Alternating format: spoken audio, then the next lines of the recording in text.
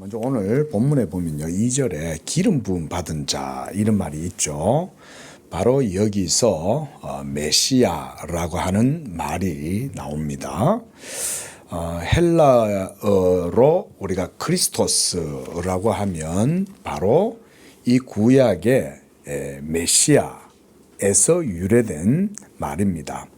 그러니까 우리가 메시아다 하면 구원자죠. 이 구원자가 구약시대 때는 메시아라고 불렀고, 이 히브리어의 메시아가 신약에서는 그리스도라는 헬라어 말로 바뀐 겁니다. 그러니까 우리가 예수 그리스도라고 말하면 바로 이 그리스도란 말은 구원자, 메시아 이 말과 같은 거예요. 누가복음 9장 20절에서 베드로는 너희는 나를 누구라고 하느냐? 라고 이렇게 예수님이 물었을 때 베드로는 하나님의 그리스도십니다. 이렇게 고백합니다. 하나님의 그리스도라는 말은 하나님의 기름 부음을 받은 자 이 말인 거예요. 그 말은 구약의 성경을 통해서 하나님이 다윗의 혈통과 왕위를 이어받으실 자, 다윗의 자손, 그가 바로 기름 부음을 받은 자로서 예수님이 메시아이시다, 이런 고백을 베드로가 한 것이라고 하겠습니다. 오늘 시편 2편 본문은 시가서 중에서도 우리가 여러 이제 분류가 있어요. 뭐 비통시도 있고요, 또 탄원시도 있고요, 그 다음 또 제왕시도 있고, 뭐 이런 또 성전에 올라가는 시, 뭐 다양한 시의 장르들이 있는데, 그 중에서도 시편 2편은 메시아 그리스도 시편 이렇게 불리기도 합니다. 본 시편 저자인 다윗은 하나님의 선택을 받아서 이스라엘의 왕으로 기름 부음을 받은 자였죠. 다윗은 하나님의 은총을 입은 자였고, 하나님께서 그와 특별한 언약을 맺으셨습니다. 그리고 그와의 이 언약의 관계 속에서 하나님께서는 자기의 말씀을 다윗에게 나타내 보여주셨어요. 하나님의 말씀을 직접 경험을 했고 봤기 때문에 다윗은 영적으로 매우 특별한 의식, 그리고 하나님을 아는 지식, 이것을 갖게 되었습니다. 여러분, 구약 성경에서 하나님께서 특별히 은총을 베풀어 주시고 택한 사람들은 자기의 말씀을 그들에게 나타내 보여주십니다. 하나님이 자기의 말씀을 선지자들에게 나타내 보여주지 않고서는 말씀하시지 않는다, 이렇게도 얘기하죠. 그러니까 하나님의 말씀을 본다, 하나님의 말씀을 경험한다는 것은 이 구약 시대 때 아주 특별한 일인 거예요. 예를 들어서 구약 성경 속에서 하나님 말씀을 받은 사람들 어떤 사람이 있겠어요? 당연히 하나님과 언약을 맺은 아브라함, 그렇죠? 아브라함은 하나님의 말씀을 받은 거예요. 그게 바로 하나님이 그와 언약을 맺은 거죠. 여호와의 말씀이 아브라함에게 임하여, 그랬을 때 그 말씀이 임했다는 말은 매우 특별한 상황인 거예요. 아주 특별한 상황인 거예요. 또 아브라함의 아들 이삭도 약속의 자녀이니까 당연히 하나님이 이 이삭에게도 자기의 말씀을 나타내 보여주신 거예요. 우리가 성경 속에서는 아브라함의 많은 이야기는 있고 야곱의 많은 이야기는 있고, 근데 이삭의 얘기는 상대적으로 짧아요. 그렇다고 해서 여러분이 이삭이 하나님의 말씀을 몰랐다 이렇게 생각하면 안 됩니다. 이삭도 하나님의 말씀을 영적으로 경험한 사람입니다. 또 야곱, 그렇죠? 야곱은 베델에서 하나님을 만났을 뿐 아니라 모든 야곱에 가는 길에 여호와의 말씀이 함께했죠. 얼마나 복된 거예요, 이런 게. 여러분, 저는 하나님의 말씀이 함께하는 게 성도들의 제일 큰 행복이라고 생각합니다. 하나님의 말씀만 함께하고 있으면 여러분, 그 어떤 세상의 모든 것에서도 그 사람은 참된 행복자예요. 참된 행복자. 또 이후에 모세도 여호와의 말씀을 통해서 하나님을 만나죠. 그죠? 시내산에서 여호와의 제2위격이신 중보자 예수 그리스도의 영광도 모세는 경험했고, 광야 모든 길에서 여호와께서 친히 자기의 말씀으로 모세와 함께하고, 그 모세도 여호와의 말씀을 경험한 거예요. 또 여호수아도 마찬가지겠죠. 그리고 사사시대에 들어가서 사사들도 여호와의 말씀을 경험한 사람들이에요. 삼손도 여호와의 말씀을 경험했고, 모든 사사들, 기드온들, 입다, 모든 사사들도 다 하나님의 말씀을 경험하고 그 말씀을 힘입고 사사 역할을 한 거예요. 그 다음 마지막 사사인 이스라엘의 사무엘 선지자. 근데 우리가 사무엘서를 보면, 처음 사무엘서 1장에 보면 여호와의 말씀이 희귀했다 그랬잖아요. 사사시대 때는 많은 사사들이 여호와의 말씀을 경험했는데, 이제 맨 사사의 마지막인 사무엘에 이르러서는 하나님의 말씀이 그 시대에는 희귀했다 그랬어요. 그 말은 뭔 말이냐면, 하나님의 말씀을 듣고 하나님의 말씀을 아는 지식이 그 시대에는 매우 희박했다, 이 말인 거예요. 없었다는 얘기인 거예요. 상대적으로 요즘 시대는 어떤 시대라고 할 수 있겠습니까? 신약이라고 하지만 많은 목사님들 중에 어떤 분들은 홍수의 시대에 먹을 물이 없다, 이런 표현을 하는 분도 계세요. CTS 무슨 방송, 기독교 방송, 이런 방송만 틀면 전국에 내놓으라 하는 유명한 대형교회 목사님들 설교가 그냥 잘 걸고 나오잖아요. 그런데도 왜 먹을 물이 없다고 할까요? 사람의 입에서 나오는 말과 여호와 하나님의 입에서 나오는 말이 다르기 때문에 그런 거예요. 하나님의 진정한 참된 말씀은 오직 성경에 기록되어진 예수 그리스도에 대한 증거가 선포되어질 때라야만이 거기에 하나님의 말씀이 있다고 말할 수 있습니다. 설교는 많죠. 목사님들도 많고, 설교도 아주 유창하게 아주 레토릭도 써가면서 멋지게, 현대인들의 지식과 교양에 걸맞는 멋들어진 설교도 많이 있겠지만, 진짜 말씀의 본질, 여호와의 말씀, 예수 그리스도, 그거에 대해서 얘기하는 건 오늘날 시대도 그만큼 사실 희박해요. 제가 볼 때 그래요. 근데 사사시대 때인 사무엘 시대 때 어떻겠습니까? 그런데 그 시대에도 하나님이 사무엘을 통해서 자기의 말씀을 나타내 보이셨죠. 어린 사무엘이 엘리 제사장을 섬기면서 있다가 갑자기 밤에 자는데 하나님이 사무엘을 부르신 거죠. 세무엘, 세무엘. 이러니까 이 사무엘이 엘리가 부른 줄 알고 뛰어갔더니, 나 안 불렀는데 가서 자, 잘못 들었어. 또 두 번째 또 하나님이 부르시니까 사무엘이 하나님 말씀 듣는 훈련이 안 돼 있으니까 못 알아듣는 거예요. 하나님이 부르시는 거라는 걸 이 영적으로 딱 캐치를 해야 되는데, 여호와의 말씀 듣는 일이 너무 둔하니까 사무엘이 이거 알아들을 수가 없는 거예요. 근데 귀에 뭔가 들렸는데 이거를 그냥 환청처럼 듣는 거죠. 환청처럼.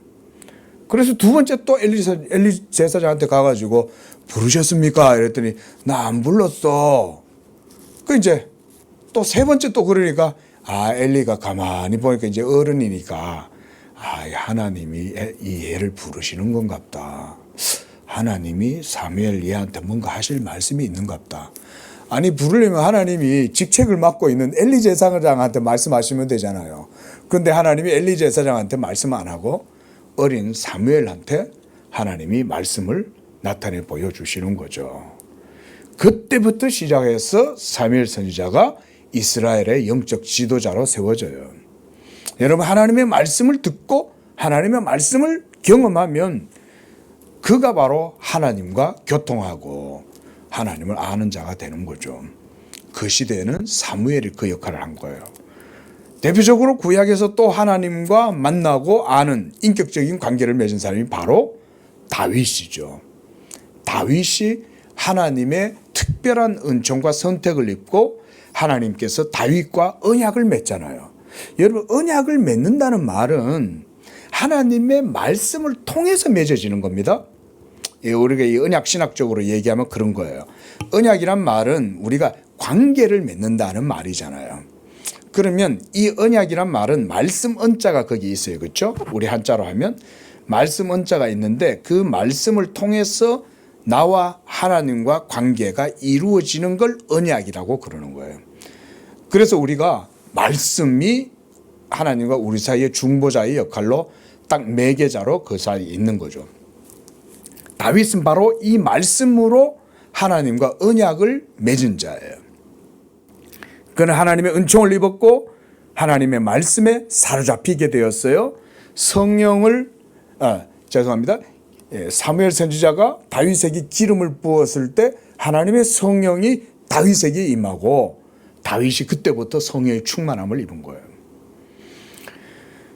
바로 이렇게 성령에 사로잡혀서 말씀을 받고 나니까 다윗에게는 매우 독특한 인식이 생겼어요. 여러분, 하나님의 말씀을 몰랐던 사람들이 하나님 말씀을 받으면 독특한 신앙의 인식, 지식이 생깁니다. 우리가 어거스틴도 바로 그런 사람이라고 할 수 있죠. 역사 속에 보면, 교회사 속에도 보면 하나님 말씀 받은 사람들이 많아요. 물론 성도들도 기본적으로 하나님의 말씀을 받은 자들이에요. 근데 하나님께서 자기 말씀의 사역자로 쓰시는 사람들도 있어요. 대표적으로 어거스틴이죠. 우리가 모두 잘 알듯이 어거스틴의 그 회심기를 보면 어거스틴이 무화과나무 아래에 서 있을 때 그 담장 밖에서 톨레르게 어떤 소리가 들렸다고 그래요. 그 톨레르게라는 말은 뭐냐면 책을 펼쳐 들고 읽어라 이 말이에요. 그래서 이 말씀이 워낙 이 어거스틴의 영혼의 뇌리에 울리니까 어거스틴이 책을 펼쳐서 그냥 펼친 거예요. 몇 페이지 펼칠까요? 이렇게 물어본 게 아니라 그냥 책을 툭 펼쳤는데 어디를 펼쳤냐면 로마서 오늘 우리가 봤던 13장의 내용을 툭 펼친 거예요. 로마서 13장의 내용을 툭 펼쳐보니까 거기에 이런 말씀이 있어요. 11절에 너희가 이 시기가 알거니와 자다가 깰 때가 벌써 되었으니 이제 우리의 구원이 처음 믿을 때보다 가까웠습니다. 밤이 깊고 낮이 가까웠으니 그러므로 우리가 어둠의 일을 벗고 빛의 갑옷을 입자 라면서 13절 말씀을 읽은 거예요. 낮에와 같이 단정히 행하고 방탕하거나 술 취하지 말며 음란하거나 호색하지 말고 다투거나 시기하지 말라. 이 말씀을 그가 딱 펼쳤는데 이 말씀을 본 거예요. 그 톨레르게 말씀을 펼쳐 들고 읽어라.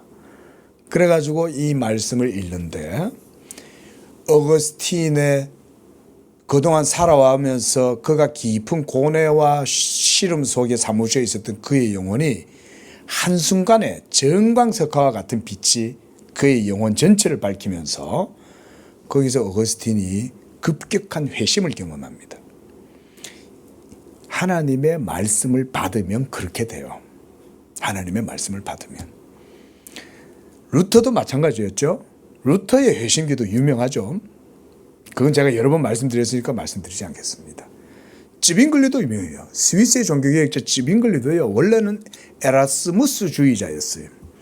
여러분, 에라스무스주의자는 뭔 말이냐면 그냥 한마디로 르네상스 인본주의 운동을 하는, 그래서 에라스무스는 기독교를 도덕적이고 윤리적인 종교로 회복시키려고 노력했어요. 근데 찌빙글리는 처음에는 이 에라스무스를 추종했어요. 젊을 때. 그래서 에라스무스를 따라서 라틴어도 배우고 헬라어도 배우고 이러면서 성경 고전에 대해서 아주 공부도 하고 이러면서 기독교를, 스위스의 기독교를 윤리적이고 도덕적으로 변화시키려고 노력을 했어요. 근데 이 찌빙글리도 갑자기 회심을 경험합니다. 근데 회심을 경험하면서 찌빙글리는 어떻게 변했냐면, 에라스무스는 성경이 말씀하는 하나님의 말씀대로 기독교를 변화시키려는 게 아니구나, 이걸 깨달은 거예요. 그냥 윤리적 종교로 기독교를 생각하고 있구나. 그건 아니다. 성경이 말하는 바 하나님의 말씀이 뭐냐, 이거를 찌빙글리가 확 깨달은 거예요. 그게 뭐냐면 성경이 말씀하는 바는 예수 그리스도잖아요. 그렇게 함으로써 찌빙글리가 이락 에라스무스를 딱 떠나요. 에라스무스와 결별하고 성경이 증거하는 바 참된 하나님의 말씀을 그가 증거하고 세우고 말씀에 따르는 스위스의 종교개혁을 한 거예요. 놀라운 일이 벌어지는 거죠. 자, 여러분 뭐 칼빈도 마찬가지고요. 모두가 다 하나님의 말씀을 경험한 사람들입니다. 이렇게 하나님의 말씀을 인식하고 알게 되면 그 말씀 안에서 하나님의 특별한 그들은 신적인 위격을 인식하게 됩니다. 이게 다윗이 오늘 시편을 기록하게 된 중요한 동기예요. 하나님의 말씀을 경험한다는 말은 뭔 말이냐면 진리 그 자체를 경험할 때 그 속에 하나님의 아들 제2위격인 신적인 위격을 경험하게 돼요. 신적인 위격을 경험하면 동시에 말씀을 통해서 삼위일체 하나님도 인식하게 돼요. 우리가 이제 요즘 삼위일체론 공부를 이제 시작했잖아요. 이제 좀 있으면 나중에는 이제 어거스틴의 삼위일체론도 볼 거예요.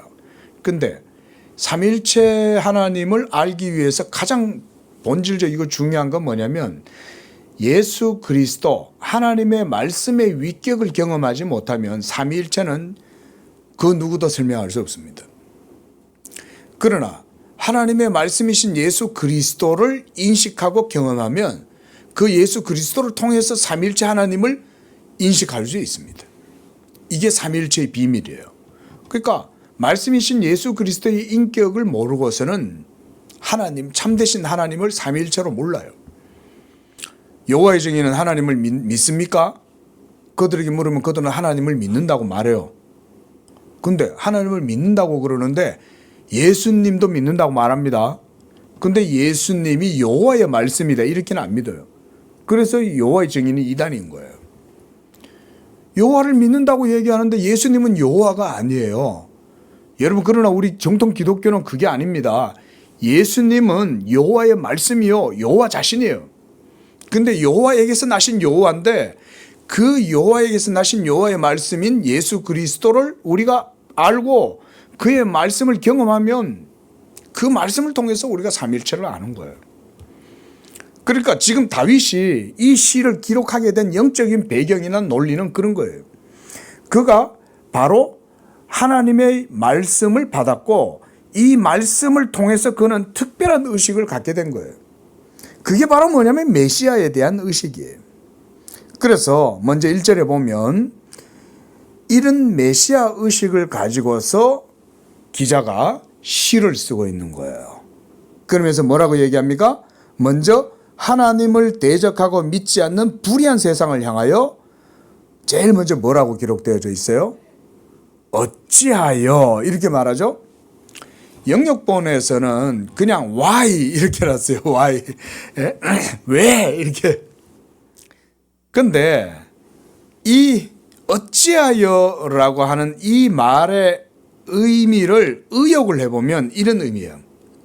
아니 너희들 도대체 왜 그래? 이런 말이에요. 너희들 도대체 왜 그래? 이 말인 거예요. 즉 이 말은 하나님 입장에서는 이해가 안 된다 이 말이죠. 야 너희들 도대체 왜 그러냐? 왜 너희들 나를 대적하는 거야? 이 말이에요. 이게 어찌하여 이런 말이에요. 어찌하여. 하나님을 믿지 않고 그분의 왕되심을 싫어하는 너희 할례받지 못한 불의한 인생들아, 내가 너희들한테 뭘 그렇게 잘못했냐? 이런 표현이라고도 할 수 있어요. 일종의 하나님의 자기 변론이라고도 할 수가 있습니다. 또 너희 민족들아, 군왕들아, 도대체 내가 너희들한테 뭘 했길래 너희들 나한테 이렇게 하는 거야? 왜 그래? 이런 말이에요. 그게 어찌하라는 의미가 그런 말입니다. 자, 여러분 보세요. 다윗은 지금 성령의 감동을 받고 하나님의 말씀을 받았어요. 그러면 다윗의 마음은 지금 어디를 향해 있겠어요? 당연히 하나님을 향해 있겠죠. 그렇죠? 성령 충만하고 말씀을 받았으니 그의 마음은 하나님의 마음으로 충만하겠죠. 그런 다윗이 뭘 받냐면요. 장차 그 하나님의 그리스도께서 당하게 될 일을 미리 내다보는 거예요. 그리고 이렇게 노래하는 거예요. 어찌하여 나라들이 분노하고 민족들이 헛된 일을 꾸미고 있는가. 그 말이에요. 3절에서 그들이 이렇게 서로 결의를 하고 합세해서 하나님을 대적하면서 이렇게 말하고 있어요. 3절 한번 보세요. 자, 우리가 그들의 맹 것을 끊고 그의 결박을 벗어버리자 하는도다. 이게 세상 사람들, 세상 나라들, 세상 민족들, 한마디로 이 세상, 불의한 세상, 적대적 세력들이 하는 말이 이거예요. 여러분, 이 말 어디서 구약 성경 속에서 보면 어디서 또 이런 말 비슷한 거 있어요. 혹시 어딘지 생각나세요? 바로 어디 있냐면 바벨탑을 건설할 때 사람들이 서로 합세해가지고 하나님을 대적할 때 했던 말과 유사합니다. 우리 창세기 11장 4절 한번 보세요. 거기서 인류가 한 언어를 가지고 있으면서 하나님을 대적할 때 그들이 뭐라고 말해요? 창세기 11장 4절을 보면 이렇게 말합니다. 자, 이렇게 말해요. 자, 성읍과 탑을 건설하고 그 탑 꼭대기를 하늘에 닿게 하여 우리의 이름을 내고 온 지면에 흩어짐을 면하자. 이 말과 우리가 하나님이 우리에게 맨 결박을 벗어버리자 하는 말과 같은 겁니다. 온 세상은 지금도 바벨탑을 쌓고 있고 온 세상은 지금도 하나님의 하나님 섬김의 도를 벗어버리려고 노력하고 있는 거예요. 그들이 함께 모여서 꾀하게 된 일은 바로 하나님의 결박을 끊고 버리자 이 말이죠. 벗어버리자. 하나님의 결박. 여러분 여기서 보면 하나님의 맨 것과 결박을 얘기하고 있죠. 여러분 이 하나님이 매여 주신 것 결박 이게 뭘 의미하는 걸까요? 이건 바로 뭐냐면요. 인간으로서 살아계신 하나님을 섬겨야 하는 영적인 의무와 본분을 의미합니다. 여러분 남자가 남자와 더불어서 동성애 부끄러운 짓, 더러운 짓을 하고 오늘날 여자가 여자와 더불어 더럽고 음탕한 짓을 하고 심지어 어린아이들을 부자들이나 권력자들이 성노리개로 삼는 것 이런 짓이 오늘날 얼마나 우리 사회에 만연해 있습니까? 그렇죠? 인터넷 속에도 보면 미성년자도 우리나라는 그래서 법으로도 이 미성년자에 대한 성적인 그런 영상물이나 이런 것들을 가지고 있는 사람도 중죄를 받습니다. 그런 세상이 지금 그렇게까지 지금 타락한 거예요. 우리나라도 지금. 그런데 여러분 보세요. 자, 이런 부끄러운 짓들이 모두가 다 하나님의 보편적인 법칙이나 순리와 창조 질서에 맞습니까? 안 맞죠? 안 맞는데도 동성애 결혼하겠다고 야단이잖아요. 오늘날. 이게 전부 다 뭔지 아세요? 하나님이 우리에게 매어준 것을 벗어버리자 그 얘기인 거예요. 그런 의미로 생각하시면 돼요. 어디 그뿐이겠어요? 오늘 아침에도 우리가 말씀드렸다시피 하나님의 율법이 온 세계에 구성되어져 있고 조직되어져 있다 그랬는데 인간들이 하나님을 싫어하니까 그 율법의 명령과 통치를 받지 않는 거 아닙니까? 그거 벗어버리려고 그러잖아요. 예? 그걸 벗어버리자. 예? 그 얘기예요 지금. 근데 이걸 지금 누가 하고 있냐면 이방 나라와 민족들과 군왕들이 지금 그걸 하고 있다는 거예요. 자, 무엇보다 창조의 질서와 순리 가운데 가장 중심된 가치는 뭐냐면 창조주 하나님에 대한 경배요 예배입니다. 하나님을 섬기는 것, 하나님을 경배하고 하나님을 예배하는 것 이게 사실 창조 순리에 있어서 가장 중심된 겁니다. 맞죠? 그렇죠? 하나님 섬김이 우리의 삶의 중심이 안 되면요. 여러분 우리 스스로 살아갈 수 있을 거라고 생각하시면 안 돼요. 인간들 스스로 한번 살아보세요. 되나? 안 됩니다. 그런데도 우리는 뭐라고 생각합니까? 하나님 섬기고 사는 것보다 내 마음대로 살고 싶어 하죠. 또 인간은 하나님을 섬겨야 하는 필연적인 본성을 그래서 갖고 있어요. 하지만 그들은 지금 합세해서 하나님의 그리스도를 대적하고 외치고 있는 거예요. 우리가 그 맹것과 결박을 벗어버리자. 이렇게 지금 모두 모여서 합세해서 그리스도를 대적하고 있는 겁니다. 오늘 아침에 우리가 하나님의 그리스도에 대한 내용을 잠깐 봤는데요. 하나님이 이 예수 그리스도를 세워서 이 그리스도를 통해서 세상에 자기의 뜻을 나타내시는 거예요. 그러니까 예수님은 하나님 아버지의 뜻을 아시는 거예요. 이 세상에 오셨을 때에도 세상이 자기를 대적할 때 예수를 십자가에 못 박는 건 사실상 예수님을 못 박는 게 아니라 예수님을 이 땅에 보내신 하나님 그분 자신을 대적하는 것과 같은 거다. 지금 다윗이 성령의 감동을 받아서 그리스도를 노래할 때 지금 이걸 얘기하고 있는 거예요. 그래서 어찌하여 열방이 분노하고 나라와 민족들이 허사를 꾀하는가? 이 말은 뭐냐면 예수를 저들이 십자가에 못 박아서 죽여버리고 하나님을 대적하려 하는도다 이 말인 거예요. 그래서 복음서에서는 빌라도와 그 다음 유대인들, 관원들과 무리들이 제사장들이 예수님을 십자가에 못 박잖아요. 빌라도에게 내주어서. 근데 그 사건을 사도행전에서 베드로는 바로 이 시편 2편을 인용해서 말해요. 시편 2편에서 다윗이 성령으로 노래한 것처럼 과연 본디오 빌라도와 그 다음 헤롯 대왕과 그 다음에 여러 많은 제사장들과 관원들이 합세하여 그리스도를 십자가에 못 박았도다 이렇게 말해요. 예. 그러니까 여러분 이 말이에요. 예수님을 십자가에 못 박은 이 사건은 결국 하나님을 대적하는 사건이 된 거예요. 하나님을 대적하는. 그래서 율법의 의무, 율법의 순리, 본성을 따라서 본분을 다하라고 하는 그 명령을 그들은 자신들의 맹것이다 라고 말하고 결박이다 라고 이렇게 말했어요. 자, 여러분, 저도 우리 아이한테 잔소리도 하고 교훈도 하고 막 하죠. 근데 아이들은 부모님의 잔소리를 듣기 싫어하죠. 그죠? 하지만 부모가 자녀한테 잔소리를 하는 이유는 뭐 때문입니까? 사실은 부모의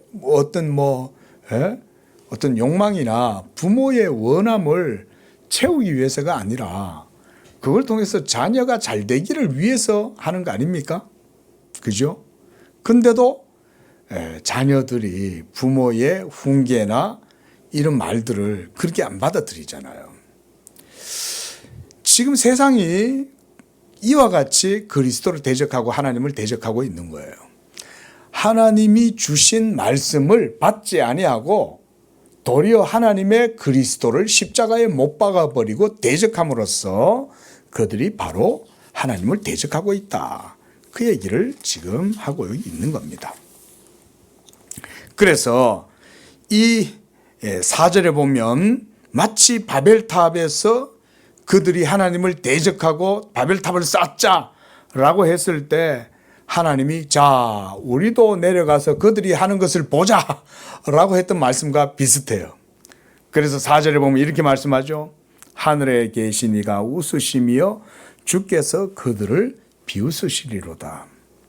오늘날 우리나라, 우리 사회, 우리 국가는 하나님 앞에서 어떤 상태일까요? 아침에 저는 팽이를 예로 하나님의 말씀이 우리의 중심축이고 그 속에서 우리는 진보도 있고 보수도 있고 그래서 다양한 사람들이 그 팽이 안에 둘러붙어서 뱅뱅뱅 돌아가면서 변증법적으로 이 세상을 우리가 이루어져 가고 있다. 제가 이런 식으로 설명을 좀 드렸는데 여러분 우리 사회가 하나님의 대적자가 되고 하나님이 맨 것을 하나님이 우리에게 짊어지어 주신 것을 벗어버리면 여러분 우리 사회는요 무너집니다. 하나님이 통치하지 아니하는 나라는요 엉망이 돼버려요. 그래서 하나님께서 그들을 비웃으시리로다 하면서 이제 하나님이 뭘 하시냐면 자기를 대적하는 세력들을 향하여 이제 하나님 편에서 응수를 하시는 거예요. 응수. 그 하나님이 응수하시는 그 가장 하나님의 신의 한 수라고 할 수 있습니다. 그게 바로 뭐냐면 6절의 내용이에요. 이게 하나님의 신의 한 수예요. 하나님이 무슨 수를 두셨어요? 시작. 내가 나의 왕을 내 거룩한 산 시온에 세웠다. 이게 하나님의 한 수예요. 신의 한 수. 뭔 말이냐? 이 세상 모든 인류와 이 세상의 모든 정부와 권세자들과 모든 통치자들이 하나님의 그리스도를 대적하여 십자가에 못 박고 지금도 불신앙의 세대들이 하나님의 교회를 탄압하고 핍박하고 동성애법을 만들고 차별금지법을 만들어서 목사들을 감옥에 집어넣으려고 하고 저 중국은 하나님의 교회를 포크레인을 가져가지고 다 박살을 내고 저 북한은 저런 식으로 하나님의 백성들을 탄압하고 막 이러고 할 때 하나님도 한 수 두신다 이거예요. 그들에게 응수하신다 이 말인 거예요. 그 하나님의 신의 한 수가 뭐냐? 나도 너희들에 대하여 내가 할 일을 하겠다. 이렇게 하나님이 말씀하시는 거예요. 그게 6절의 내용이에요. 근데 보세요. 5절 보세요. 그때에 그랬죠. 이때란 세상이 하나님을 대적할 그때에 이 말인 거예요. 세상이 하나님을 대적하면 그때 하나님도 분을 발하시고 진노하셔서 그들을 놀라게 할 것이다. 어떻게? 신의 한 수로. 그 하나님의 응수 그게 뭐냐? 내가 나의 왕을 내 거룩한 산 시온에 세움으로 내가 그들에게 진노하고 보복하겠다 이거예요. 여러분 하나님의 방법은 뭘까요? 우리가 간단하게 답을 얘기하면 바로 십자가가 하나님의 답이죠. 그런데요, 여러분 이게 성경의 십자가의 아주 깊은 사상입니다. 지금 제가 드리는 이 말씀 여러분 성경에서 십자가는 단순하지 않아요.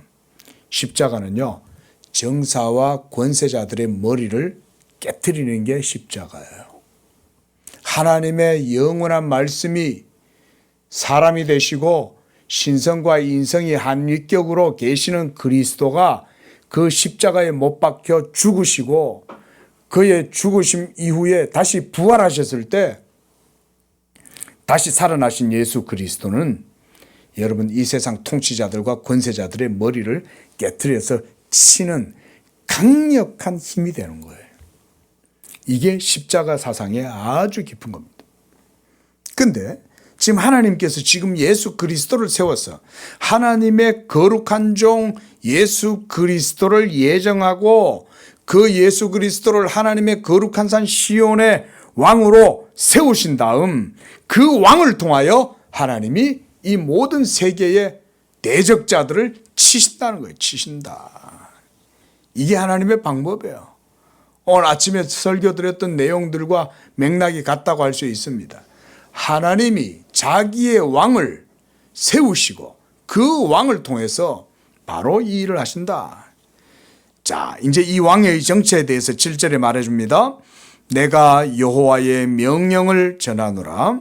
여호와께서 내게 이르시되 너는 내 아들이라. 오늘 내가 너를 낳았도다. 이것은 아주 히브리어로 보면 매우 독특한 표현과 구조를 가지고 있어요. 여기 보세요. 내가 여호와의 명령을 전하라 그랬죠. 이때 명령은 율법을 얘기하죠. 그런데 이 명령이 바로 그 본문 안에서 누구와 연결되냐면 아들과 연결이 돼요. 그러니까 율법은 여호와의 아들 예수 그리스도를 보여주는 것이고 그 그리스도의 존재와 인격을 율법이 보여준다 이런 의미로 생각하시면 되겠습니다. 그래서 너는 내 아들이라 내가 오늘 너를 낳았도다. 이것은 하나님의 독생자, 하나님에게서 나신 하나님의 인격에 이렇게 표현하는 겁니다. 그리고 8절도 보세요. 내게 구하라. 이것은 누구한테 얘기하는 겁니까? 아버지께서 자기 아들에게 이 말씀을 하시는 거예요. 그러면서 내게 구하라. 무엇을요? 이방 나라를 너에게 유업으로 내가 주겠다. 그러면 너의 소유가 땅끝까지 이르리로다. 여러분, 여기서 소유는 여러분들을 얘기하는 거예요. 소유. 우리는 그의 백성이요 그의 소유된 백성이다 그러잖아요. 우리는 원래 이방인들이었잖아요. 그렇죠? 근데 시편의 예언대로 예수 그리스도의 소유가 바로 우리들이고 땅끝까지, 그러니까 복음이 온 세상 땅끝까지 전파됨으로써 이 예수 그리스도의 모든 통치와 소유가 온 땅끝까지 미친다, 이런 의미인 거예요. 그렇게 해서 네 이방 나라를 너에게 유업으로 주리라 그랬습니다. 이것이 바로 아버지께서 아들에게 주신 언약의 기업이에요. 또 9절 말씀도 보세요. 이 아들을 통해서 하나님은 이제 뭐 하시냐면 세상을 심판하시는 거예요. 철장으로 그들을 깨트리며 질그릇같이 부수시리로다. 누가? 하나님께서 무엇을 통하여? 자기의 아들 예수 그리스도를 통하여 어떻게? 철장으로. 철장이란 말은 한마디로 쇠몽둥이를 얘기하는 겁니다. 뭐 우리가 삼국지에 나오는 장비나 관우가 들고 다니는 그런 거라고 생각하시면 돼요. 이 철장을 가지고 세상을 어떻게 해버리냐? 깨뜨리는데 질그릇을 깨뜨리듯이 그렇게 깨뜨려 버린다는 거예요. 그러면 이때 하나님이 세상을 심판하고 세상을 파쇄하실 때 쓰시는 그 도구가 바로 뭐냐? 이게 중요합니다. 그 도구가 바로 뭐냐면 십자가의 복음입니다. 여러분 이해가 어렵죠, 그죠? 목사님 지금 뭔 얘기하지? 뭐 세상을 막 깨트린다는 건 또 뭐고 하나님이 도대체 뭐 하려고 그러게 하시냐, 막 이런 생각이 들지 않습니까? 그리고 또 보이지 않는 하나님이 뭐 망치나 뭐 쇠막대기 가지고 막 질그릇을 깨트린다는 게 이게 다 뭐냐, 아마 이런 생각이 드실 수 있는데요. 제가 계속 얘기하죠. 십자가가 바로 그 하나님의 철권을 보여주는 거다. 십자가가. 여러분, 십자가는 2000년 전에 단 한 번 예수께서 못 박혀 죽으신 그 십자가잖아요. 근데 그게 지금 우리하고 무슨 상관이 있겠냐? 우리가 이런 생각이 들 수 있죠. 근데 여러분, 하나님의 말씀은 그렇게 간단하지 않아요.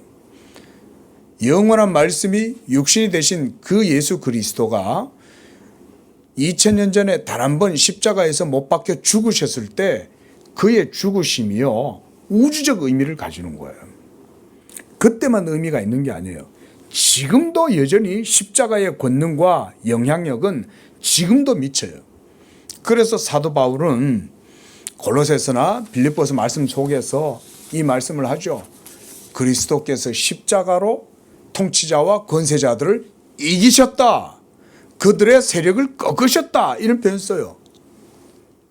저는 보이지 않지만 이 십자가의 능력이 지금도 이 모든 세대의 통치자들과 권세자들의 머리를 하나님이 꺾으시고 치신다고 생각해요. 보이지 않잖아요.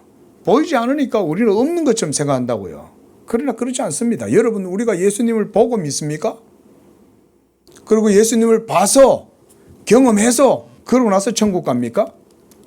그거 아니죠. 그렇게 믿으시죠, 그죠? 근데 왜 그건 안 믿어요, 그러면? 맞잖아요.